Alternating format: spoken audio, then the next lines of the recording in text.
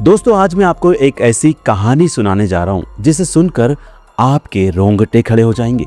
ये कोई फिल्म नहीं, कोई उपन्यास नहीं, ये एक सच्चाई है हिंदुस्तान के उन बहादुर सपूतों की जिन्होंने बर्फ से ढके वीरानों में अपनी जान देकर तिरंगे की लाज रखी।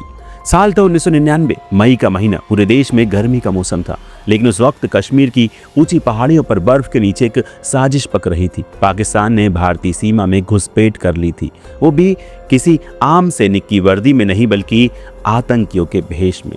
उन्होंने कारगिल की पहाड़ियों को चुपके से कब्जे में ले लिया था, क्योंकि उन्हें मालूम था कि सर्दियों में हमारी फौज नीचे बेस में उतर आती है। लेकिन जब ये बात हमारी सेना को पता चली, तब शुरू हुआ एक ऐसा ऑपरेशन जिसने हिंदुस्तान की वीरता को इतिहास में अमर कर दिया, ऑपरेशन विजय। दोस्तों, दुश्मन ने जिन चोटियों पर कब्जा किया था वो 16 से 18,000 फीट की ऊंचाई पर थी। सांसें लेना मुश्किल, हर कदम पर मौत, ऊपर से भारी हथियार और लगातार फायरिंग। लेकिन फिर भी हमारे जवानों ने कहा, कोई भी कीमत चुकानी पड़े, देश की धरती का 1 इंच भी दुश्मन के पास नहीं रहने देंगे। सबसे पहले टारगेट बना तोलो लिंग टॉप। ये पहाड़ी बहुत अहम थी, क्योंकि इसके ऊपर से दुश्मन पूरे द्रास सेक्टर को कंट्रोल कर सकता था। मेजर आचार्य और उनके साथी सोल्जर्स को इस पहाड़ी को फिर से अपने कब्जे में लेने का जिम्मा सौंपा गया। लेकिन जैसे ही वो लोग पहाड़ी के टॉप से करीब पहुंचे, दुश्मनों ने उन्हें देख लिया और जबरदस्त फायरिंग शुरू कर दी। मेजर आचार्य और 2 अन्य सोल्जर्स वहीं शहीद हो गए। बाकी सैनिक बड़े बड़े पत्थरों के पीछे छुपे थे। हालत इतनी खराब थी कि उनके पास अपना ग्रेनेड थे, न पीछे हटने का रास्ता। फायरिंग इतनी जबरदस्त थी कि जो सोल्जर्स बीच से अटक गए वो 1000 फीट की ऊंचाई पर फंसे रह गए। बर्फ, खून और बारूद के बीच जिंदगी जैसे थम सी गई थी।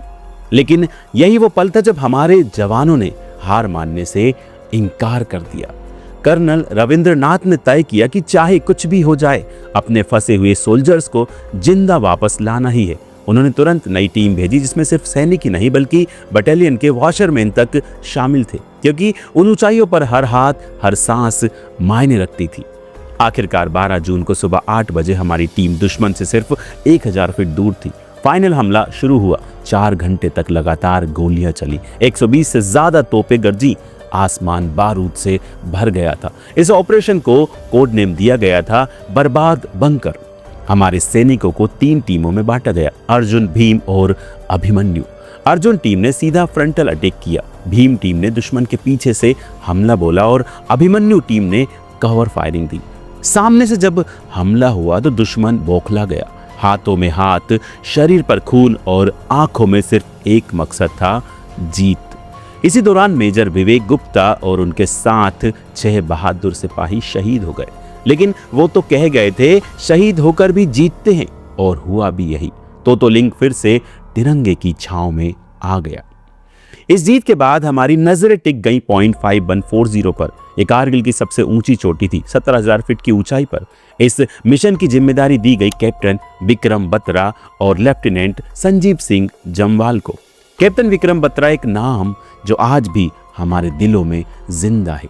उनका कोड नेम था शेर शाह, और उन्होंने कहा था, मैं तिरंगा लहरा कर आऊंगा या फिर तिरंगे में लिपट कर।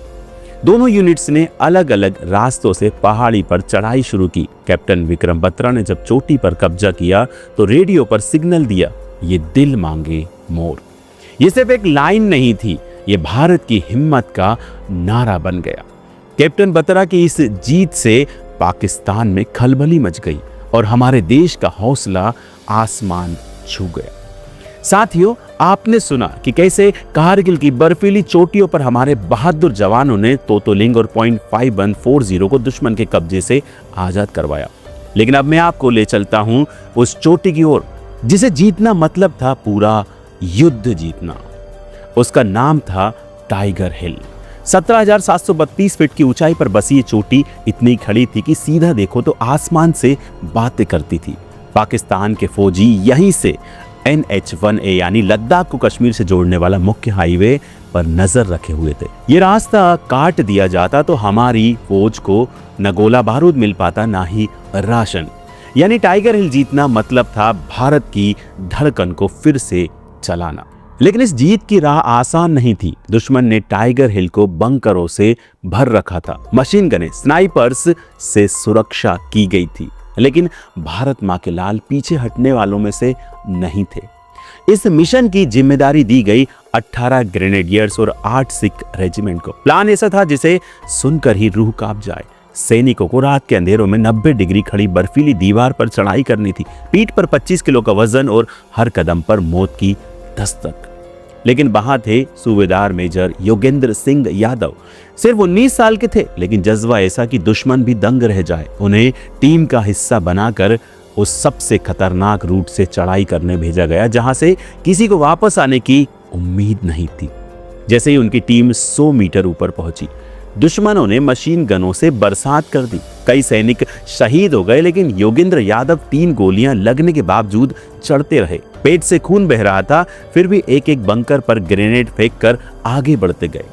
उनकी बहादुरी से टीम को आगे बढ़ने का रास्ता मिला। फिर आया वो पल जब पूरी यूनिट ने फुल स्केल हमला किया। 3 दिशाओं से सैनिक दुश्मन पर टूट पड़े। कई घंटों की गोलाबारी, हाथों हाथ की लड़ाई और अंत में जब सूरज की पहली किरण पड़ी तो टाइगर हिल पर लहरा रहा था हमारा तिरंगा। जैसे ये खबर रेडियो पर पहुंची, एक आवाज गूंजी, सिर ऊंचा हो गया यारो। पूरा देश झूम उठा। गांव में थालियां बजी, शहरों में पटाखे फटे और माओ की आंखों से आंसू बहते गए, गर्व के और अपने बेटों के बलिदान के।